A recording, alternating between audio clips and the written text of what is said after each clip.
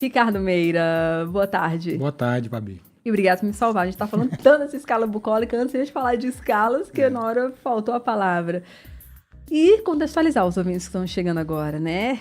O que são essas escalas do Lúcio Costa? Isso, a gente está fazendo essa série, né, de 4 programas, já que são 4 escalas, e sempre no início a gente recapitula, né? Em 87, o Lúcio Costa foi convidado pelo governador José Aparecido para redigir um documento chamado Brasília Revisitada, onde ele revisitaria o seu projeto, traria diretrizes e recomendações para que a jovem Brasília, né, de 25, 27 anos, fosse preservada. Tanto que em 87 ela acabou sendo, né, inscrita na lista da Unesco como Patrimônio da Humanidade, e em 92 ela foi tombada, né, pelo governo federal.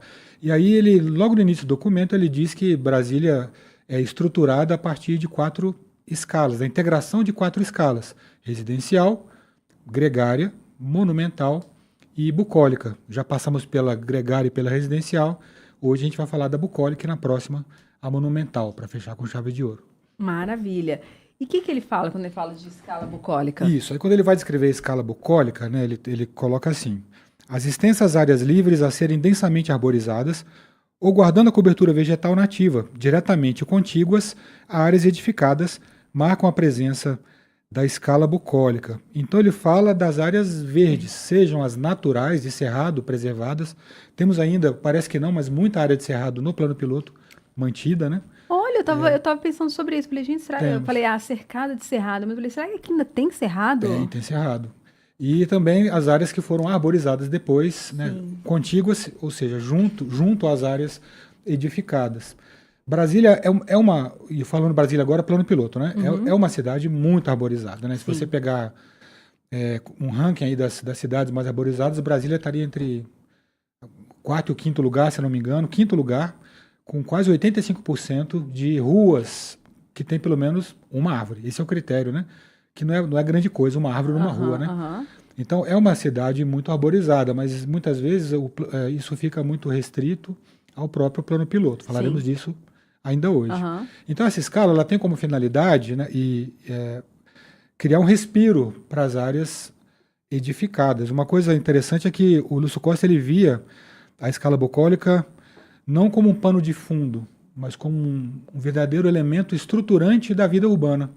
Assim como a gente tem ruas, pontes, viadutos, edifícios, a gente tem o verde fazendo parte da vida urbana e não só compondo paisagem como um fundo, como um respiro. E a gente já tem, o que não falta é estudo, né, Ricardo? Mostrando como é importante o verde na nossa saúde como um todo, na nossa saúde física e saúde mental. A gente fala disso, nós como arquitetos e urbanistas, desde o aspecto bioclimático, redução de clima, melhoria da temperatura, né?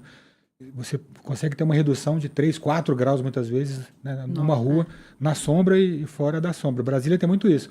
É engraçado, na época do frio, aqui no inverno é característico, né? Você está na sombra, faz frio, né, você sai, faz calor. Então isso é Aham. muito importante.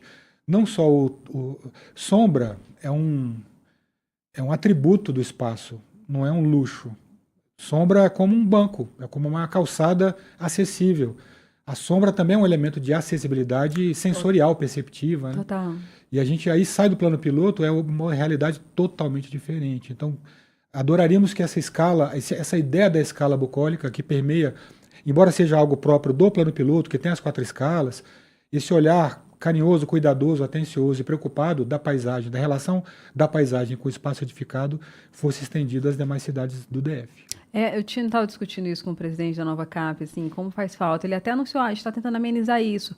Por exemplo, eles querem instalar centenas desses balão a rotatória que tem planta nas outras cidades e tentar colocar mais flor nas cidades, porque ele reconhece isso, assim, Brasília é muito privilegiada, nós somos quem mora aqui é privilegiado, e quem mora em cidades também, as primeiras cidades, né, porque a gente tem Sobradinho, quem é ouvinte de Sobradinho, sabe que as faixas verdes, assim, a faixa verde é um patrimônio maravilhoso na nossa cidade, que garante uma qualidade de vida. A cidade serrana, se é até mais fria, é um dos fatores. Taguatinga, Gama, ainda tem esse luxo, mas outras não têm esse luxo, que acaba virando luxo, mas não deveria, que deveria ser uma coisa básica É, para uma cidade. e a história da rotatória, do balão, para os goianos, queijinho, né? O pessoal de Goiânia, É uma tentativa, uma questão de você levar um pouco de verde para os lugares, colocar flor, mas não deixa de ser um paliativo, uma vez que. Olha como é interessante, né? Você tem uma rotatória que você não usa, você só passa, você vê o verde, vê a flor, mas você não colhe a flor, você não senta, não faz um piquenique ali. É um balão, é uma É, rotatória. Imagine essas flores estando em jardins na frente das casas, margeando sim. calçadas, você ter uma sombra com flores para você colher, para você se sentar num gramado para você ler um livro.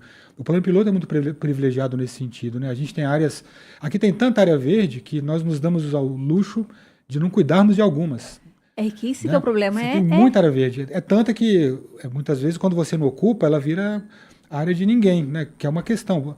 Aquilo que é de todo mundo, muitas vezes é visto como sendo de ninguém. A gente fala muito isso aqui, né? É, a gente falou, você falou dos seus filhos, né? Não, não é criar de ninguém, é de todo mundo. É, E todo mundo tem esse papel de cuidar.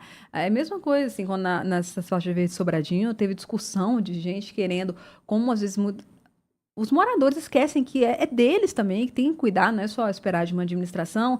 Pensava, tirando um projeto de lei para asfaltar, para tirar toda a área verde, para colocar estacionamentos, um asfalto mesmo, mais uma rua, mais uma forma de chegar nessas residências. Exatamente por conta disso, né? Que esquece de ninguém e aí fica numa situação que não é legal, que é um privilégio, acaba se tornando um transtorno se não é. for, não tiver esse cuidado, né? Quem não está vendo a gente aqui no vídeo, eu vou descrever que eu tô com uma veia no pescoço pulando aqui Ah, tá? nesse momento, quando a gente ouve isso, né? De tirar área verde e asfaltar. É uma visão muito reduzida, muitas vezes condicionada por pessoas que, como não usam aquele espaço, entendem ele como Um problema. inútil, né? É, A gente até evita, Babi, chamar essa área verde de espaço vazio, porque não é vazio, ele não tem tem uma edificação, né? ocupação. Mas a gente pode até dizer que são espaços vazios cheios de significado e sentido, né? Eles são vazios de concreto, mas são cheios de vida, né? E precisam ter mais vida. Falamos aqui, quando trouxemos a escala residencial, do exemplo das casas da 700, que foi replicado em várias cidades do plano piloto, Sobradinho, Gama, Taguatinga, e essas faixas arborizadas entre os blocos de casas, né? Aqui na Asa Sul é muito comum, principalmente no início da Asa Sul, em que você tem da 703 até a 707, o mesmo desenho, né? Com os blocos de casas paralelos à Ah, ele W3, verde. Aham. faixas muito extensas arborizadas, mas muito pouco usadas. E aí tem muita árvore, pouca iluminação, pouca gente passa porque se torna perigoso. É perigoso porque as casas se voltaram para a rua e ficaram de costas para a área verde, que é o tema da minha dissertação de mestrado, inclusive, né? A frente virou fundo, fundo virou frente. E aí você tem muita árvore, muito verde e pouco uso. Eu achei lindo uma vez nessas minhas andanças pela minha pesquisa do mestrado, eu fotografei uma área dessas em que você tem nada de equipamento urbano, sequer tem área para as pessoas jogarem lixo e tal, e uma área mais aberta com grama e uma rede de vôlei montada. Eu achei muito legal, porque quando as pessoas veem uma utilidade, elas dão um jeito de usar, nem que seja improvisado. É... E aí imagina, no meio ali das casas você tem uma redinha de vôlei que volta e meia as pessoas vão brincar. Eu, na minha cidade natal, Formosa, a gente usava na rua, né? Então aí o carro passava, levantava a rede para o carro passar e tal. E lá eles acharam uma ocupação, É, uma utilização desse e espaço. essa escala Bocola aqui em Brasília é tão interessante que dentro da ideia do Lúcio Costa, que não foi colocada em prática, ele tinha na imaginação dele a ideia de que o cinturão verde das superquadras, né, todas as superquadras têm uma faixa verde que circunda os blocos, né, para dar isolamento acústico, proteção, sombra, etc. Aí, na ideia dele, cada quadra teria uma espécie, que seria quase como uma placa natural para identificar as superquadras. Ai, que Isso é inexequível, mas lindo. é lindo, assim, a ideia é muito bacana. Imagine você ter uma quadra Dos dos flamboyantes. flamboyantes, dos ipês amarelos, dos ipês roxos, né? E aí era uma ideia que ele teve, não chegou a ser executado. Por outro lado, eu li uma carta dele uma vez, em que, já Brasília já funcionando, né, existindo, em que se colocou palmeiras imperiais ao longo da L2. Ele ficou indignadíssimo, falou, cara, isso aí isso é ornamental, isso não é para fazer sombra, né? E ele fez uma carta para o diretor da Nova Cap na época, recomendando que se tirasse essas palmeiras e se colocasse árvores do cerrado, árvores frutíferas, né? Como de fato aconteceu. É, o pessoal teve uma manifestação recente da população também, ali naquelas obras no final da W3 Norte, no final da L2, no final da Chão, também Sim. só colocaram palmeiras. Falando, pô, tem tanta coisa bonita do Cerrado, tem tanta coisa bacana, porque colocar essa espécie. E a gente fala, né, muitas vezes nessa carta que eu li, mas era antiga, assim, que queriam asfaltar, falava a questão de modernizar. Hoje é impressionante como modernizar quem está à frente dessas novas técnicas de estudos tem feito o contrário, né? Cidades como Paris, arranca esse asfalto e taca planta, e vamos tirar esse asfalto, é grama, é verde. É. Como hoje a gente está entendendo, quem está estudando, que o moderno não é mais o asfalto, é o verde, é essa qualidade de vida, a gente tem que entender isso, né? E precisa dessa urgência.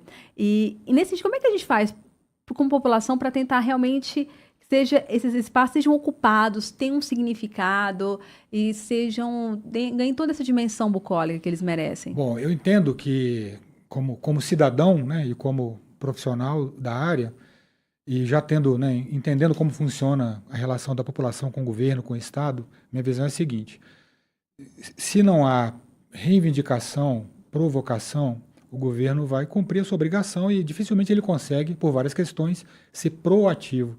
Geralmente governos são reativos. Eu acho que a melhor forma da população reivindicar e buscar isso é cobrar, eleger bons representantes, inclusive, né, na nossa Câmara Legislativa, etc. Mas funcional, exercer o seu papel de cidadão, ocupando esses espaços, obrigando a cidade a aceitar os usos que a população necessita, pede e precisa, e aí sim, como ocupante do espaço pertencente a ele e, entre aspas, dono daquele lugar, ter mais legitimidade até para enxergar o que falta, do que ele precisa e cobrar seus governantes. Então, é dos piqueniques na marra ali, feito num gramado, num canteiro, que surgiu o Eixão do Lazer, que surgiram, aí tira, depois volta, porque a população reclamou. Eu morei no Guará há muito tempo, uma área que nunca foi edificada, virou campão dos cachorros. Então, aí a cidade se apropria e vira até uma referência de endereço. Ali é o campão onde a gente passeia com os cachorros e tal, vira um endereço mesmo. Então, quando a cidade ocupa, a população ocupa o espaço aberto, ele se torna cada vez mais parte da cidade. Aí eu repito aquela frase: são áreas vazias, cheias de significado. Não é vazio de concreto, mas tem que ser cheio de vida. Que lindo! E vamos ocupar o vídeo, não sei, parece, lógico, é um privilégio às vezes não conseguir, não ter que sair cedo para o trabalho, mas se você tem essa oportunidade de não sair, pensa uma coisa que a gente tem feito muito, a gente tem feito cafés da manhã nesses espaços, sabe? Quando a gente morava aqui no Plano, a gente já fazia isso, morando em Sobradinho ali, a gente faz isso nas quadras, nas áreas verdes de Sobradinho, a gente acorda mais cedo, eu empacoto tudo, o café da manhã que a gente já vai tomar de manhã, a gente toma nas áreas verdes, nas horas públicas, na beira do lago, Paranoá. Eu fiz várias festas de aniversário também, então eu fiz festa de aniversário desde ali do setor militar urbano, naquela Praça dos Cristais, já fiz aniversário no meio da quadra, assim, entre quadras, já fiz aniversário no Eixão, também. Meu aniversário, e esses dias eu até vi, eu achei a coisa mais linda. Dois brasileiros apaixonados pelas áreas verdes da quadra deles decidiram casar. Eles fizeram um casamento na quadra dele, na área verde. Linda e maravilhosa, não precisa ir para um barato. Tinha toda a estrutura ali do apartamento deles para descer e subir com comida. E eles fizeram um casamento nessas nossas áreas verdes, dessa escala bucólica maravilhosa que a gente tem. Então, esse Ricardo. O Ricardo é muito lindo e muito... fértil, é um terreno fértil para a gente ocupar de diversas maneiras, seja casando, aniversário, um simples café da manhã, valorizando toda essa cerrada e aproveitando que os ipês roxos estão um espetáculo. Estão lindos demais, aproveitem os ipês roxos. E, Ricardo, muito obrigada pela participação aqui no Mesa para Dois. Imagina, até semana que vem.